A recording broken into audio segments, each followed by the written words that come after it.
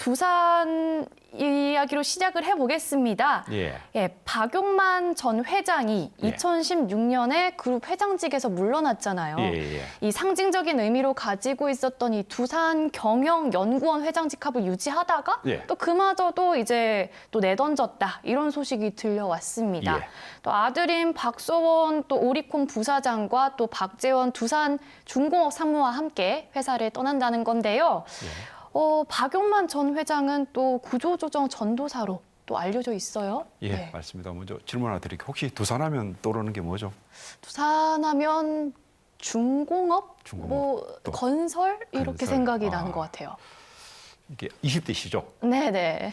40대 이상은 두산하면 떠오르는 게 KFC, 그리고 버거킹, 그리고 코카콜라. 처음 듣네요. 이 브랜드를 두산에서 먼저 들여왔었습니다.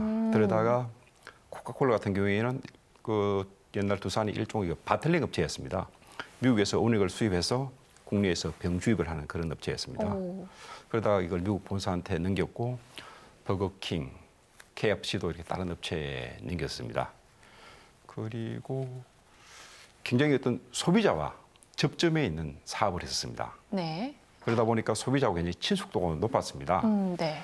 그러다가 IMF 전에 박용만 회장 중심으로 그때는 주두산 회장이었습니다. 네네. 주두산 대표이사 사장이었습니다. 당시 기업 구조조정을 했습니다. 뭐 사실 아까도 말씀을 안 드렸는데 오비 맥주도 두산 거였습니다. 오비 맥주도 매각하고 KFC 소비재 산업을 매각하면서 중공업 쪽에 그룹의 어떤 핵심 역량을 투여하기 시작했습니다. 네. 당시 한국중공업이던 한국중공업을 인수해서 두산중공업으로 탈바꿈했고 당시 또 대우 종합기계를 인수를 해서 두산 인프라코어로 탈바꿈시켰습니다. 그런 두산의 어떤 그런 체질을 DNA를 그러니까 변력시킨 게 이건 박용만 회장이라고 또 재계에서 이렇게 평가하고 있습니다. 아, 네, 그렇습니다. 예. 또 소비재 회사로 시작했다, 뭐 이런 말까지 먼저 해주셨어요. 또 근데 이 박용만 전 회장이 상징적으로 가지고 있던 이 두산 경영연구원 회장 이 직함까지 내려놨다.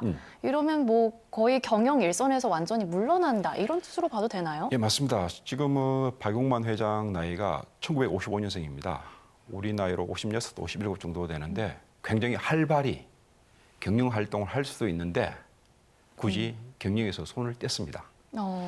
손을 떼면서 이렇게 아들들 박서원, 오리콤 상무 등도 같이 그 모든 직을 내려놓았습니다.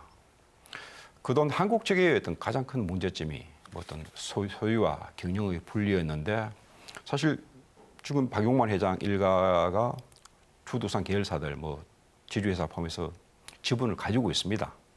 일각에서는 혹시 이렇게 계열사 지분을 갖고 있으니까 바깥쪽에서 나름대로 이렇게 어떻게 뭐 상황 경영하는 게 아닌가 하는 그런 우려도 나오고 있는데 재계에서는 완전히 손을 뗀 것으로 이렇게 보고 있습니다. 아, 그러면 재계 또 일부에서는 이게 일종의 어떤 아름다운 퇴장이다. 아름다운 퇴장이다. 박수 칠 때 떠나라 그런 말 있지 않습니까? 아, 그렇죠. 그렇게 볼 수 있겠네요. 그러면 또 두산 4세 경영이 그럼 본격화됐다 이렇게 볼 수 있는 거죠? 지금 두산그룹 회장은 박정원 회장이 맡고 있습니다.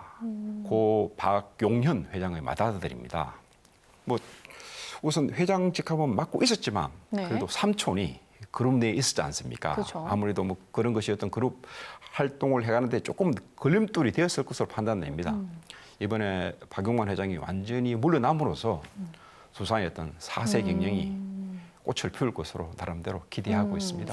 그렇군요. 4세 경영이 꽃을 피운다. 네. 근데 박 전 회장이 또 공중파 다큐멘터리에 직접 출연하기도 했었고 또 라디오 토크쇼에 나올 정도로 또 대중적 인지도 높잖아요. 맞습니다. 보통 그 그룹 회장님하고 떠오르는 이미지가 어떤 거죠? 좀 엄격하고 좀 뭔가 좀 중심을 잡아야 할 것 같고 그렇죠. 말도 굉장히 목소리도 깔고 김 박사 불러주시게 뭐 이런 식으로 하는데 그렇죠. 박용만 회장 같은 경우 굉장히 친숙도가 높습니다. 10년 전인가 SBS 다큐멘터리에 출연해서 일상을 생활을 그대로 보여줬습니다. 집에서 뭐 밥 먹는 거, 회사 출근하는 그런 모습 진짜 사람 냄새가 나는 그런 모습이었습니다. 그러다가 작년인가 올 초에 그 뭐 CBS 쪽 라디오 쪽이죠. 김현정 뉴스 토크쇼인가 거기서 출연해서 네네. 45분 동안 일상생활 자기가 살아온 학창 시절이라든지 경영 활동이라든지 그런 걸 쭉 이야기를 했었습니다. 또 이런 일상적인 이야기를 또 이렇게 회장이 예, 예. 또 이렇게 풀어놓기가 쉽지 않았을 텐데, 그죠? 그러다 보니까 네. 이분은 또 이렇게 SNS 활동도 나이가 지금 60임에도 불구하고 네. 그런 활동 열심히 합니다. 네. 사실 이번 최근에 회장직에서 물러나면서 SNS에 1999년부터 두산타워에서 네. 일을 했었습니다. 네. 수십 년간 20몇 년 동안 해왔던 일자리를 놓게 된다는 그런 또 소회도 남기기도 했습니다. 그렇군요. 근데 이 박 전 회장이 한때는 또 총리가 이런 총리 하마평에 오르기도 했었어요. 또 내년 새 정부를 출범을 앞두고 또 총리 후보로 다시 소환될 수 있을까 하는 관측도 나오거든요. 맞습니다. 네. 사실 올 초 이낙연 총리가 물러나섰을 때 민주당 쪽에서 총리로 모시려고 했었습니다. 그러다가 배영만 회장이 이렇게 직접 거절했다는 그런 후문이 있습니다.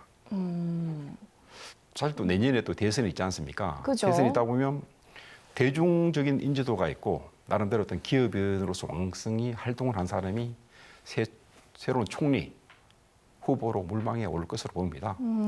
제가 보기에는 1순위가 네. 아직 우리 총리 중에서는 기업인 출신들이 없습니다. 기업인 출신 중에서 나름대로 총리 후보에 오를 수 있는 사람이 박용만 회장인 것으로 나름대로 판단됩니다. 네. 기업 일가에서 나올 수 있는 총리 후보로서 네, 그렇군요. 근데 또 두산 이야기를 하자니 이 아들 박서원과 또 그의 아내 조수혜 전 아나운서를 또 빼놓고 얘기할 수 없을 것 같아요.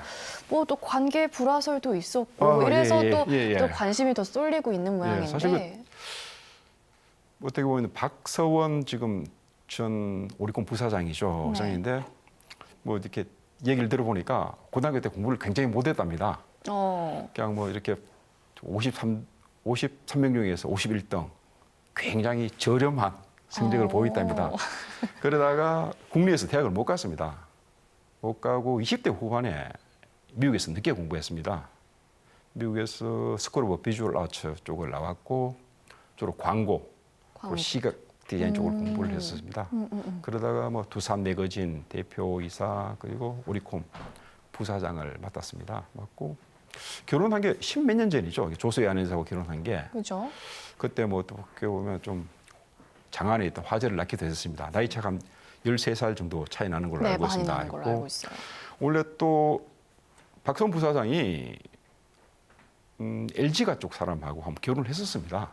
하고 이혼 이후에 조수혜 아나운서를 만났습니다. 만났고 좀 한간에서 좀 불화설이 있었습니다. 이랬었는데 최근 보니까 같이 또 이렇게 SNS에 그 뭐 사진 같이 찍은 거 셀카라고 합니까?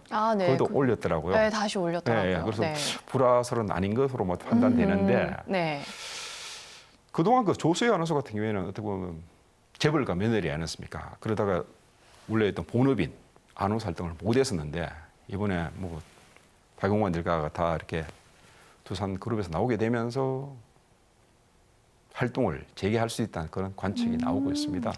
네. 또 뭐 불화설도 거치면서 또 활동도 재개할 수 있다. 뭐 이런 이야기까지 나눠주셨습니다.